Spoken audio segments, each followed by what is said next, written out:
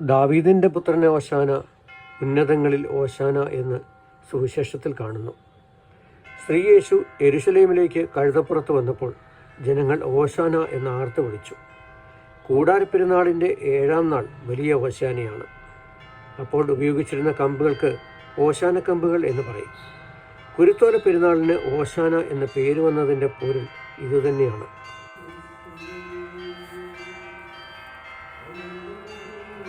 യഥാർത്ഥത്തിൽ ആഹ്ലാദവും ആവേശവും സൂചിപ്പിക്കുന്ന വാക്കാണ് ഓശാന.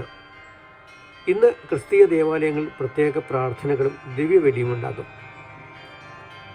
ഇത് തിരുവനന്തപുരത്തെ ശംഖുമുഖം കടൽ തീരത്തിനടുത്തുള്ള വെട്ടുകാട് ക്രിസ്തുരാജ ദേവാലയമാണ്. 1300 ഇവിടെ ആരാധനയ്ക്ക് തുടക്കമിട്ടു. പിന്നെ പള്ളി പണിതു.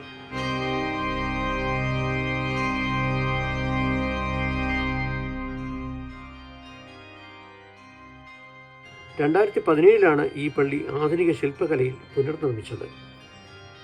ക്രിസ്തുദേവന്റെ ഈ ദേവാലയത്തിൽ അന്യമതസ്ഥർക്കും വന്ന് പ്രാർത്ഥിക്കാം.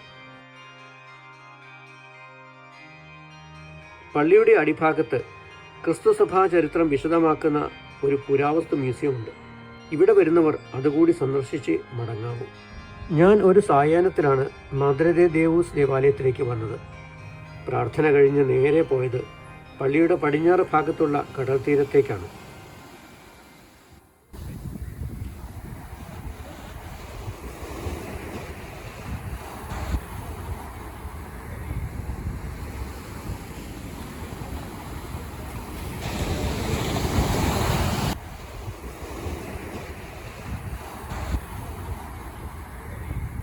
അപ്പോൾ അവിടെ മത്സ്യത്തൊഴിലാളികൾ കടലിൽ നിന്നും വല വലിച്ചു കയറ്റുന്ന സാഹസവൃത്തിയിൽ ഏർപ്പെട്ടിരിക്കുകയായിരുന്നു.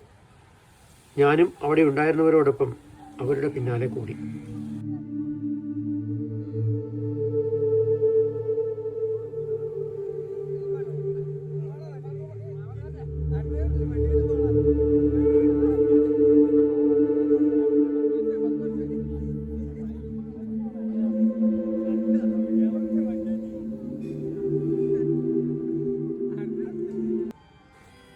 കടലിൽ യാത്ര ചെയ്യുന്നവർക്ക് വളരെ ദൂരെ നിന്ന് വെട്ടുകാട് പള്ളിയുടെ ഒത്ത മുകളിൽ ഇരു കൈകളും നീട്ടി അനുഗ്രഹിച്ചു നിൽക്കുന്ന ക്രിസ്തുരാജന്റെ തിരുരൂപം കാണാം.